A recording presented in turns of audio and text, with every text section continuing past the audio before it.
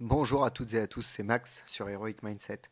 Aujourd'hui, on va se demander comment ne plus être malheureux ou malheureuse. Alors, c'est une question que beaucoup de gens se posent. Comment ne plus être malheureux ou malheureuse? Et je dirais que pour ne plus être malheureux ou malheureuse, qui est un état en fait, il faut provoquer un changement. Alors, pour ne plus être quelque chose, ça passe d'abord par un questionnement. Là, en l'occurrence, on parle d'être heureux ou malheureux, donc ne plus être malheureux ou malheureuse. Et ça passe par un questionnement pour savoir déjà qu'est-ce qui nous rend malheureux. Donc si vous posez la question qu'est-ce qui me rend malheureux, vous allez avoir toute une liste de choses. Par exemple, ça peut être, je sais pas, je suis malheureux ou malheureuse à mon travail, il me plaît pas, je suis trop stressé, j'aimerais avoir moins de stress, et donc ça me rend malheureux. J'aimerais avoir un chéri ou une chérie qui m'aime et je suis célibataire et je trouve personne, donc ça me rend malheureux. Et tout ça, en fait, toutes ces questions-là, et donc bien définir en fait ce qui vous rend malheureux, ça va vous permettre, en face de ça, de vous poser la question de qu'est-ce qui me rendrait heureux ou heureuse.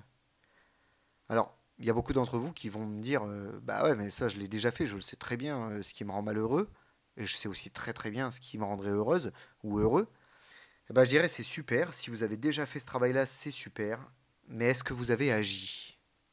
Qu'est-ce que vous avez fait pour changer l'état dans lequel vous êtes?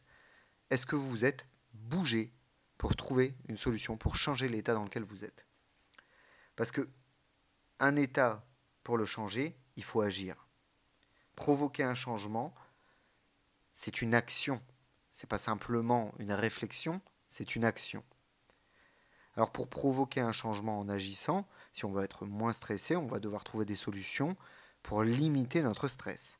Si on veut limiter son stress, la meilleure façon, par exemple si on est stressé au travail et qu'on a beaucoup trop de responsabilités ou beaucoup trop de demandes et que voilà, on est donc surchargé de questions, de demandes, de problèmes à résoudre et qu'on n'est pas en mesure de tout faire, ça provoque du stress. La meilleure solution pour ça, c'est de prendre du recul vis-à-vis des problèmes qu'on rencontre au travail. Si vraiment vous vous sentez extrêmement mal dans le travail que vous faites, s'il ne vous plaît pas, si l'environnement dans lequel vous travaillez ne vous plaît pas, bon, la meilleure solution, celle que je peux que vous conseiller, c'est de changer. Parce que si vous maintenez une situation telle que celle-là, vous foncez à pleine balle dans un burn-out. Et vous parlez là à quelqu'un qui a vécu un burn-out de 4 mois et qui sait très très bien de quoi il parle. Si vous avez envie d'en prendre plein la gueule dans votre vie, foncez, continuez, allez-y. Vous allez voir, c'est Disneyland. On en reparlera dans une autre vidéo et ceux qui sont en burn-out comprendront de quoi je parle. Ceux qui connaissent le burn-out à l'heure actuelle, bah, je suis de tout cœur avec vous et j'espère que je pourrai vous apporter un petit peu d'aide dans cette vidéo. Mais, euh, mais voilà, si vous êtes malheureux au travail, la meilleure solution que vous avez à l'heure actuelle, c'est de changer cet environnement-là. Alors, quand c'est déjà trop tard, que vous n'avez pas de solution, vous pouvez vous rendre à la médecine du travail et demander des conseils à un psychologue du travail ou à un médecin du travail, voire même à l'inspection du travail pour qu'il vous dirige vers les bonnes personnes pour vous discuter des problèmes que vous rencontrez. Pas spécialement pour attaquer votre employeur, attention, parce qu'il y a des burn-out qui sont pas du tout liés à l'employeur en lui-même, mais surtout au poste et à la passion et à l'ambition qu'on a dans l'entreprise. En tout cas, si vous êtes en burn-out ou si vous êtes très très stressé au travail et dans un très très mauvais état au travail, le meilleur conseil que je puisse vous donner, c'est de changer d'environnement. Il faut vous couper de cet environnement-là, au moins pendant un moment, le temps de mettre le doigt sur le problème que vous rencontrez et de le traiter. Ensuite, pour en revenir au sujet principal du thème, aujourd'hui, quand on veut provoquer un changement parce qu'on est malheureux dans une situation ou une autre, il faut agir. Si vous êtes célibataire, il faut agir pour rencontrer quelqu'un si c'est ce qui vous tente, si c'est ce qui vous rendrait heureux. Si vous procrastinez trop, pardon, c'est un mot difficile à articuler. Si vous avez tendance à tout remettre au lendemain, ça sera beaucoup plus simple pour tout le monde. Eh bien, il faut vous organiser. Il faut mettre en place des choses pour ne plus remettre au lendemain. Vous pouvez prendre rendez-vous avec vous-même, vous fixer des dates, des échéances, de manière à faire en sorte de ne plus procrastiner. Vous prenez un rendez-vous avec vous-même. Comme si vous avez rendez-vous chez le dentiste, vous avez 1 heure, un jour, et vous y allez. Vous êtes capable de vous organiser et de vous mettre une certaine rigueur pour aller à votre rendez-vous chez le dentiste. Il n'y a aucune raison pour que vous ne soyez pas capable de vous donner rendez-vous à vous-même pour accomplir une tâche, même si elle vous déplaît. Ensuite, vous pouvez aussi avoir des pensées qui tournent en boucle dans votre tête. Il y a beaucoup de gens qui sont comme ça, et ça m'est arrivé aussi, notamment pendant mon burn-out.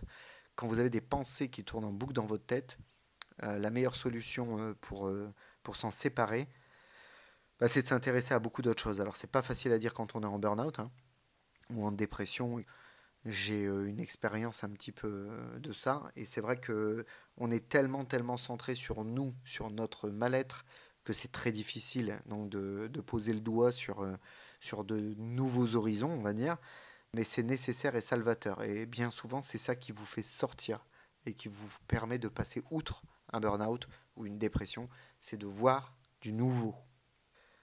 Alors, provoquer un changement, c'est des actions à mettre en place, c'est agir, et pour ça, on a des solutions. Par exemple, on peut décider de changer des lieux où on se rend régulièrement. On peut aussi décider de changer des centres d'intérêt ou toujours d'en découvrir d'autres. Avoir de nouveaux hobbies, faire des choses nouvelles, sortir à d'autres endroits, changer d'entourage sans pour autant renier celui que vous connaissez déjà. On parle de rencontrer de nouvelles personnes pour découvrir ce qui vous rend plus heureux. En faisant ça, vous allez ouvrir votre esprit, votre vision à de nouvelles choses et à apporter de la nouveauté et de la fraîcheur dans votre vie tout le temps. C'est un moteur pour avancer. C'est plus de motivation et une vie plus libre et plus inspirante. Et pour ça, il faut bouger. On ne peut pas simplement penser le changement, il faut le vivre, le faire. Ensuite, une fois que vous provoquez ce changement, vous allez découvrir de nouvelles choses et apprécier de nouvelles choses. Vous allez changer votre vision, vous allez éviter la stagnation de l'état dans lequel vous étiez, vous allez arrêter de penser en boucle, vous allez éviter d'agrandir la douleur dans laquelle vous étiez.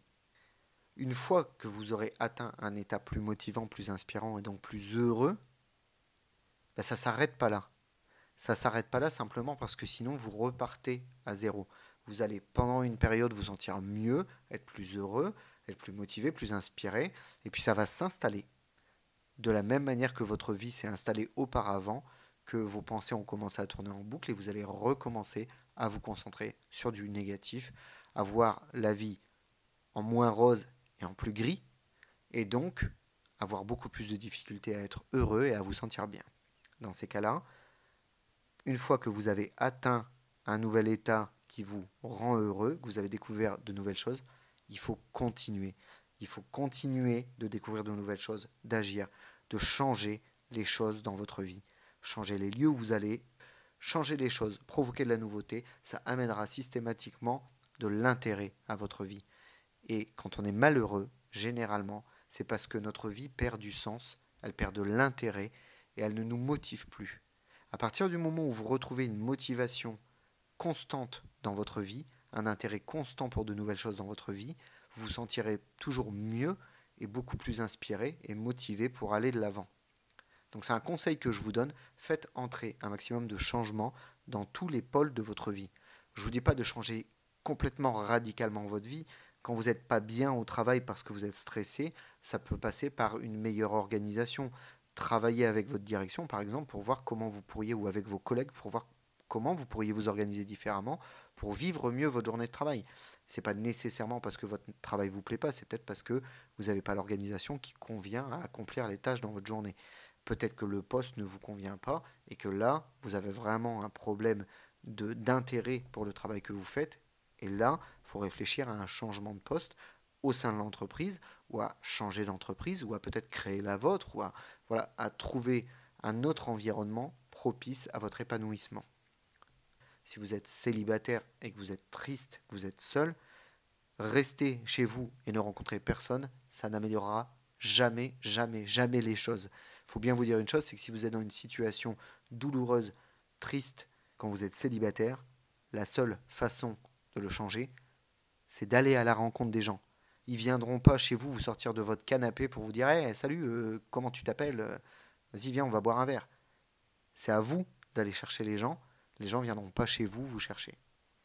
Et puis de là, vous rencontrerez de nouvelles personnes et peut-être une personne qui a les mêmes valeurs, les mêmes centres d'intérêt que vous et qui a des points en commun avec vous et qui vous appréciera pour ce que vous êtes, qui vous êtes, ce que vous aimez et vos valeurs.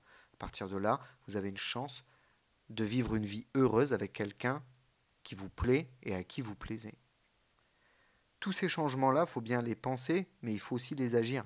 Et c'est une notion capitale en fait, parce que si vous êtes malheureux dans votre vie et que vous ne changez rien, que vous n'agissez pas, ça ne changera pas. Alors, si vous voulez être plus heureux, découvrez de nouvelles choses. Faites entrer de la nouveauté dans votre vie. Voilà, j'espère que ça vous a aidé. J'espère que ça vous permettra d'y voir un petit peu plus clair, ou en tout cas de vous avoir emmené sur un chemin de réflexion qui pourra vous permettre d'avancer vers plus de bonheur, vers plus de bien-être et vers plus de liberté.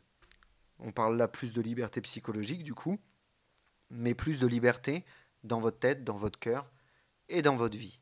Allez, je vous fais des bisous, c'était Max pour Heroic Mindset. Je vous dis à demain pour le prochain podcast. Allez, salut!